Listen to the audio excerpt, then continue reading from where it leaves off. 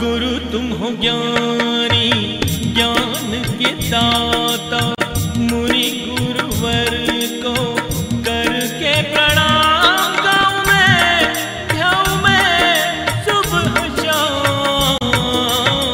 तुलक सागर एक नाम एक नाम। इस कार्यक्रम के पुण्यार्जक परिवार हैं श्रीमंत सेठ विनोद जी, रंजना जी जैन, डॉक्टर विशाल, डॉक्टर रेशु, डॉक्टर वर्षा, अभिषेक, विकास, अंकिता, विवान, रियाना, अबीर, अबीरा कोयलावाला परिवार बिलासपुर, परम संरक्षक जिन शरणम तीर्थ ट्रस्ट एवं परम संरक्षक बुलक मंच परिवार। पूरे गांव में हर घर से झगड़ा करने की आवाज आती थी, लेकिन कबीर की झोपड़ी से कभी पति पत्नी के झगड़ने की आवाज नहीं आती थी। एक जिज्ञासु गया, उसने जाकर कबीर से पूछा कि मैं बरसों से देख रहा हूं तुम्हारी झोपड़ी में परमात्मा के गीत तो सुनाई देते हैं, आत्मा के गीत तो सुनाई देते हैं, तुम्हारे घर में कभी लड़ाई की आवाज नहीं आती है। कबीर जी, वो क्या सूत्र है कि हमारे घरों से भी झगड़ा खत्म हो जाए? कबीर ने कहा, बैठो, तुम्हारा सत्कार है, अतिथि हो, आओ बैठो। उसने दोपहर को 12 बज रहे थे, मई जून का महीना था। कबीर ने पत्नी को कहा कि सुनती है? पत्नी ने कहा, बोलो, आदेश करो। आंगन में बैठ के रुई धुनक रहा था कबीर। कबीर ने कहा, लालटेन जला के ला। पत्नी गई, लालटेन जलाई, लाके रख दी। कबीर ने जिज्ञासु से पूछा, तुझे उत्तर मिल गया? बोले, उत्तर मिल गया। दोपहर को 12 बजे चिलचिलाती धूप और तुम लालटेन मांग रहे हो, वो जला के रख गई। या तो तुम पागल हो या तुम्हारी बीवी पागल है। कबीर ने कहा, उत्तर नहीं मिला? बोले, नहीं। कबीर ने कहा, बैठ, उत्तर लेके जाना। कबीर ने कहा, नहीं सुनती है? उसने कहा, बोलो स्वामी, क्या बात है? बोले, 2 गिलास दूध बना कर ला। पत्नी गई, दूध लाई। कबीर ने कहा जिज्ञासु से कि दूध पियो।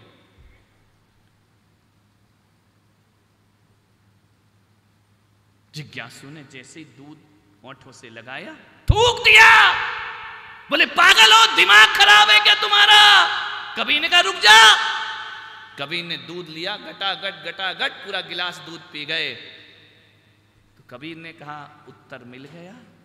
बोले, खाक उत्तर मिल गया है। तू भी पागल और तेरी पत्नी भी पागल लगती है, दिमाग से पागल हो तुम। कबीर ने कहा, समझ नहीं आया? बोले, नहीं। बोले, क्या हुआ? बोले, 12 बजे दिन में कबीर तुम कह रहे हो लालटेन ला, वो ला गई, दे गई। और तुमने जो पत्नी को दूध का ऑर्डर किया, ऐसी पागल पत्नी शक्कर की जगह नमक डाल करके लाई है। तो कबीर ने कहा, तुझे उत्तर समझ में नहीं आया? बोले, नहीं।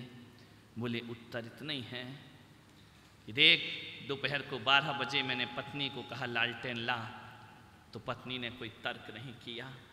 पत्नी ने क्या और क्यों नहीं पूछा, चुपचाप लाकर लालटेन रख दी। और जब पत्नी 12 बजे दिन में बिना प्रश्न किए, बिना तर्क किए लालटेन लाके रखती है, और धोखे से उसने यदि शक्कर की जगह नमक डाल दिया, तो जब वो प्रश्न नहीं करती है, तो पति का भी फर्ज बनता है कि चुपचाप दूध पी लेना चाहिए, उसे प्रश्न नहीं करना चाहिए, उसे तर्क नहीं करना चाहिए। जिज्ञासु ने कहा, ये तो पागलपन है। बोले, पागलपन नहीं है, उत्तर लेके जा। हमारे घर से लड़ाई की आवाज इसलिए नहीं आती है कि हम पति पत्नी के बीच में समर्पण हैं, लेकिन हमारे बीच में तर्क नहीं है। और एक बात याद रखना, जहाँ समर्पण होता है वहाँ स्वर्ग होता है, और जहाँ तर्क होता है वहाँ नरक हुआ करता है। ध्यान रखिए, वो जीवन नरक है। जहाँ समर्पण है वहाँ स्वर्ग है, और जहाँ तर्क है वहाँ जिन पति पत्नियों में तर्क होगा जिंदगी नर्क के समान महसूस होगी, और जिनमें समर्पण होगा, ध्यान रखना, गलतियां सबसे होती हैं, गलतियां आदमी से भी होती हैं और गलतियां महिलाओं से भी हुआ करती हैं, लेकिन समर्पण का भाव रख दो। ध्यान रखना, यदि पत्नी नहीं पूछती है कि लालटेन क्यों चाहिए, तो पति का भी फर्ज है कि नमक डला है तो चुपचाप पी जाए। ध्यान रखना, ऋषभ देव के पतियों, आज प्रैक्टिकल कराएं क्या घर में? ध्यान रखना, तर्क नहीं होना चाहिए। जहां समर्पण है वहां स्वर्ग है। मैं आपसे निवेदन करता हूं कि आप अपने घर में, अपने ऑफिस में, अपने दफ्तर में, अपनी दुकान में, जहां दिन में 4 बार क्या 1000 बार नजर जाती हो, मेरा एक सूत्र उसमें लिख के एक स्टिकर बना लेना कि जहां तर्क है वहां नर्क है और जहां समर्पण है वहां स्वर्ग है। ध्यान रखना, ये स्टिकर आपकी दुकान में, आपके घर में, आपके दफ्तर में, आपकी अटैची में, आपकी गाड़ियों में लगा रहना चाहिए, क्योंकि तर्क के अवसर पल पल पे आते हैं, और जब तुम्हारी निगाह इस पर जाए तो समर्पण की जिंदगी शुरू हो जाना चाहिए। ध्यान रखना, घर स्वर्ग हो जाएगा, घर नरक नहीं बन पाएगा। एक घर जलने से बच जाएगा, एक घर बर्बाद होने से बच जाएगा। तर्क मत करो। मैं आचार्य पुष्पदंत सागर जी गुरुदेव के चरणों में आया, आचार्य विद्यासागर जी के चरणों में बाल ब्रह्मचारी रहा, उनके पास मैंने साधना सीखी, लेकिन जब दीक्षा लेने का अवसर आया, आचार्य पुष्पदंत सागर जी महाराज के चरणों में आया। जाते ही साथ मैंने सबसे पहला प्रश्न किया, गुरुदेव मुझे आपके चरणों में रहना है, मुझे सन्यास की दीक्षा दीजिए। मेरे गुरुदेव ने कहा कि आचार्य विद्यासागर जी के संग से आए? मैंने कहा हाँ। तो बोले एक ही बात याद रखना जिंदगी में, ध्यान रखना। मैंने कहा बोलो गुरुदेव। बोले तुम्हारे और मेरे संबंध यदि मधुर रखना है तो मैंने कहा आदेश करो, मैं जिंदगी भर संबंध मधुर रखूंगा। उन्होंने कहा कभी जिंदगी में मुझसे तर्क नहीं करना, ध्यान रखना। यदि मुझसे तर्क किया तो हमारे तुम्हारे संबंध खराब। और आज 30 साल हो गए उनसे दीक्षा लिए, मैंने अपने गुरु से आज तक कभी कोई तर्क नहीं किया, कोई प्रश्न नहीं किया, आज तक नहीं किया।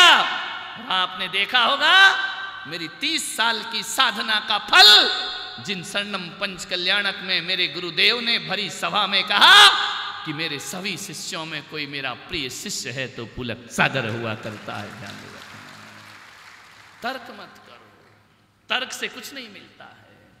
सास बहू में तर्क है, पति पत्नी में तर्क है। सास ने कहा यो, बहू ने कहा क्यों, अतश्री महाभारत। ध्यान रखना, सास कहे यो तो बहू कहे यो। मैं कहता हूं उस घर को कभी नजर नहीं लग सकती है। ध्यान रखना, जिस घर में समर्पण की भाषा बोली जाती है। मान्यवर, समर्पण में जियो। कोई थोड़ी सी गाली दे दे तुम भड़क जाते हो, कोई थोड़ी सी उल्टी बात बोल दे तुम भड़क जाते हो।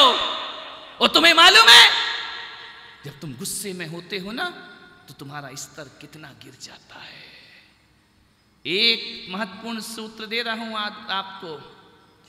आदमी की असली औकात तब पता चलती है जब वो गुस्से में भर के बोलता है। ध्यान रखना, शांत होता है तब किसी आदमी की पहचान नहीं कर सकते हो। आदमी के संस्कार, आदमी की औकात तब पता चलती है जब वो गुस्से में बोलता है। ध्यान रखिए, क्योंकि जब गुस्से में बोलता है ना तो इतने स्तर तक नीचे गिर जाता है, इतने स्तर तक नीचे गिरता है, पशु की पशुता भी शर्मा जाती है। ऐसे शब्दों का तुम प्रयोग करते हो। एक काम करना, जाके अपने बच्चे को कहना, बेटा, छोटा सा बच्चा होगा, 9वीं 10वीं पढ़ते होगा, कि बेटा हम मम्मी और पापा जब आपस में झगड़े ना तो एकदम से चुपचाप से रिकॉर्डिंग कर लिया कर। ध्यान रखना, मैंने ये प्रयोग किया है, मेरा चतुर्मास हो रहा था। मैंने कहा एक काम कर बेटा, जब भी झगड़े उनकी चुपचाप रिकॉर्डिंग कर लिया कर। बच्चे ने रिकॉर्डिंग कर ली, और रिकॉर्डिंग करने के बाद जैसे ही दोनों का क्रोध का भूत उतरा और वो दर्शन करने आए, बच्चा मेरे उसके साथ मेरे पास आया, वो बोले महाराज एक चीज सुनाओ, एक चीज सुनाओ।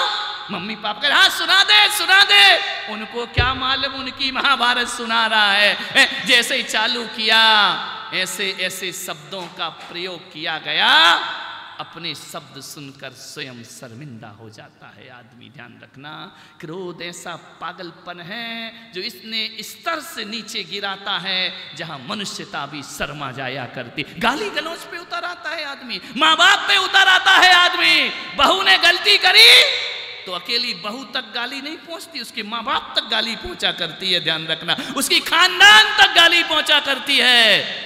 कितने अपशब्दों का प्रयोग करते हो तुम गाली में। ध्यान रखना, सारी सभ्यता का परिचय और संस्कारों का परिचय तभी होता है जब गुस्से में तुम भड़का करते हो। ध्यान रखिए, आदमी कैसा है ऐसे समझ में नहीं आएगा, क्रोध में समझ आता है कि आदमी किस स्तर का है। ध्यान रखना, इतना स्तर क्रोध में गिर जाता है। मान्यवर, कहा जाता है कि कोई आदमी जब बहुत गुस्से में होता है और उसे यदि चूहा या सांप काट लेना तो आदमी नहीं मरता, सांप मर जाता है। ध्यान रखना, आपके क्रोध में, आपके ब्लड में जहर घुल जाया करता है। ध्यान रखिए, और ये क्रोध ऐसा है जो हजारों बीमारियां तुम्हारे जीवन में लाता है, डिप्रेशन लाता है, तनाव लाता है, शुगर लाता है, कैंसर लाता है, क्रोध के कारण। ध्यान रखना, अपने खून को ज्यादा गर्म मत रखिए, ठंडा रखने का प्रयास करिए। मानने वाला सोचना है आपको, 80 साल के हो गए, सामायिक करते करते भी शांत नहीं हुए। रोज मंदिर जाते हो, पूजा पाठ करते हो तो भी जीवन में शांति नहीं मिला करती है। माला फेरते हो और शांत नहीं होते हो, भगवान को जल चढ़ाते हो और शांत नहीं होते हो, मंदिरों में घंटे बजाते हो, शांति नहीं मिलती है तुम्हारे जीवन में। लाखों करोड़ों का दान करते हो, मन अशांत जीता है। ध्यान रखना, मन को शांत बनाओ मेरे भाई। जब भी गुस्सा आए, गुस्से को पंचर करना सीखो। मालूम है, टायर पंचर कर दो तो गाड़ी चलती नहीं है। पंचर कैसे होता है गुस्सा? ऐसा नहीं कि गुस्सा जिस पे आ रहा उसको सुई चुभा दो, पंचर हो गया बोले सामने वाला निपट जाए। नहीं, पंचर करने का मतलब होता है जब भी क्रोध आ रहा हो ना तो कहना प्लीज 5 मिनट बाद। ध्यान रखें, तुरंत जवाब। लेकिन तुम तो तुरंत ही जवाब लेके बैठे हो, उसकी जुबान से सामने वाले के से आधे शब्द निकल नहीं पाते, तुम ब्याज सहित वापस करने को बैठे हुए हो। ध्यान रखना, तुरंत नहीं तो जवाब 5 मिनट रुको, 5 मिनट बाद जवाब दूंगा। मैं कहता हूं यदि आपने क्रोध के जवाब में 5 मिनट लगा दिए, क्रोध का टायर पंचर होने में ज्यादा देर नहीं लगा करता है। ध्यान रखिए, अपने आप से। एक आदमी था, इतनी गाली लिखी, इतनी गाली लिखी, इतनी गाली लिखी, उसने अपने दुश्मन को 1000 गालियों का एक पत्र लिखा। उस समय जब पत्र चला करता था, इतनी गाली, इतनी बदतमीजी, इतने अपशब्द लिखे। मेरे पास आया, मैंने कहा क्या लिख रहा है? बोले दुश्मन को पत्र लिख रहा हूं, तेरे जैसा गिरा हुआ इंसान, तेरे जैसा घटिया आदमी, तेरे जैसा बेवफा आदमी, तेरे जैसा झूठा आदमी। अरे मैंने कहा कितनी गालियां लिखी इसमें तूने, ध्यान रखना। बोले बस ये लेटर डाल रहा हूं, आज से उसकी और मेरी दोस्ती खत्म हो गई। मैंने कहा एक काम कर, चिट्ठी मत डाल। बोले क्यों? मैंने कहा कल डाल देना, आज मत डाल।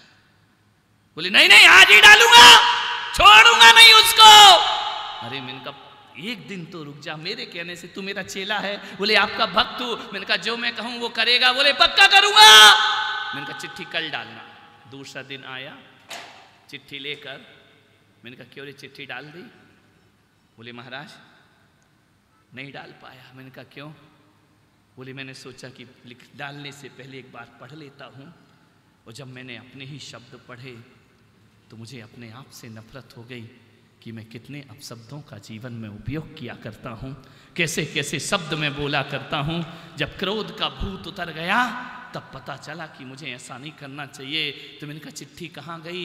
बोले लिफाफा बचा है, चिट्ठी तो फाड़ करके फेंक दी। ध्यान रखना, क्रोध को थोड़ा टाइम दो, तुरंत जवाब मत दो, मौन हो जाओ। सामने वाला कुछ बोले चुपचाप मौन। और एक ही चीज याद रखना, जहां समर्पण है वहां स्वर्ग है, और जहां तर्क है वहां न 5 मिनट का ब्रेक तो दे दो क्रोध को, तुरंत जवाब देने को तैयार मत हो जाओ। ध्यान रखिए, क्रोध पंचर हो जाएगा, थोड़ा धैर्य रखो। 2 बाप बेटे लान में बैठ के अखबार पढ़ रहे थे, कांच का प्याला टूट गया। बाप ने बेटे से कहा, देख प्याला किसने तोड़ा? बच्चे ने कहा, पिताजी जाने की जरूरत नहीं है, प्याला आपकी पत्नी ने तोड़ा है। अरे बोले, पागल, तेरी बीवी क्यों नहीं तोड़ सकती है? बोले नहीं नहीं, इतना जोरू का गुलाम देवदास अपनी मां को कह रहा उनने प्याला तोड़ा। बोले पक्का गारंटी है, ये जो प्याला टूटा है ना वो मम्मी के हाथ से टूटा है, मेरी बीवी के हाथ से नहीं टूटा है। बोले ऐसे कैसे गारंटी? बोले जाके पता कर लो किसने तोड़ा है। नहीं, बोले तू इतनी गारंटी से बिना देखे कैसे बोल रहा है? बोले बिना देखे इसलिए बोल रहा हूं कि जब प्याला टूटा ना पिताजी, तो प्याले टूटने की टनकार तो आई, बाद में मम्मी की झनकार नहीं आए, इसलिए मैंने कहा कि ये प्याला मेरी, नहीं तो मेरी बीवी तोड़ती तो 2 आवाज आती, प्याले की टनकार और मम्मी की झनकार। बच्चे बड़े होशियार हो गए हैं, ध्यान रखना, सोचना है आपको, विचार करना है, समझो। वाणी अमर्यादित मत करो। मालूम है क्रोध जब आता है ना अकेला नहीं आता, इतना क्रोध निर्बल है, अकेले नहीं आता है। क्रोध की पूरी फैमिली है, क्रोध की एक मम्मी है। जानते हैं क्रोध की मम्मी का नाम क्या है? बोलो सोमेश, क्रोध की मम्मी का नाम अपनी का नहीं बताना, क्रोध की एक मां है। क्रोध कब आता है? क्रोध कब पैदा होता है? मां के कोख से क्रोध पैदा होता है, मालूम है? क्रोध की मां का नाम अच्छे से कर लेना, हो सकता शाम को पूछे, ध्यान रख, वो लिख रहे हैं, पेन चल रहा है वहां, ध्यान रखिए, इनाम का मामला है। क्रोध की मां का नाम उपेक्षा बाई, ध्यान रखना।